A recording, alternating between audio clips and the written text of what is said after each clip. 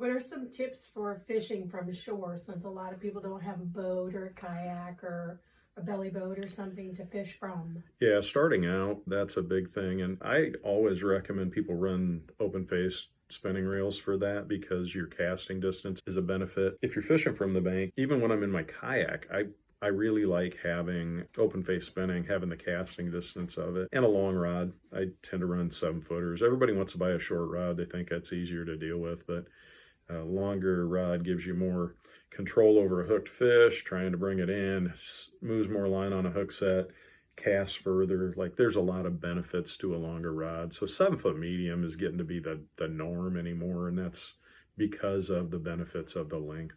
The length of it make it easier to fish from the dock also, Yeah, the only or time from the length, shore, I should say. for sure, yeah, because of the casting distance, get you out over the weeds, get you out, it does a lot of things in your favor if you're bank fishing, in my opinion. The only time I don't use a long rod is if I'm vertical jigging right next to the boat, then the length really isn't a benefit. So I've got 6'2", 6'3", 6-foot rods for that kind of thing, and then 6'6" or over, preferably 7-foot for casting from the bank.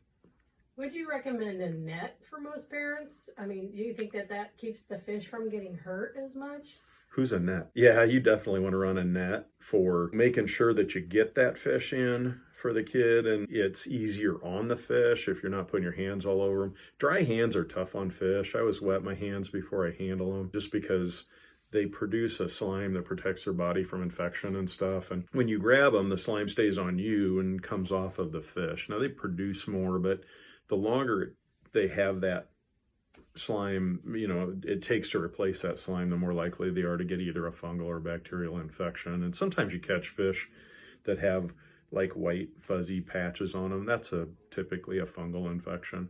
They'll get over it, but just it's better for them not to get it in the first place. So if you can use wet hands and not a towel or pinch them between your legs on your jeans or something like that, definitely a better experience for the fish and more likely for it to live long term after you release it. What size of net should you get? Depends on what you're fishing for. When we fish for muskies, I run a giant net that you can put a left-handed hunter in. But when we're fishing trout, we use a small net with a short handle. If you're fishing from the bank in a lake, probably a longer handle, but you don't need a great big head unless you're really fishing for big fish. Size of the mesh can be a thing, because if you got mesh this big and you're catching, bluegills that long, they're not staying in the net. They're going to go right through it. So the size of the mesh might be something to consider if you're looking at a bigger hoop.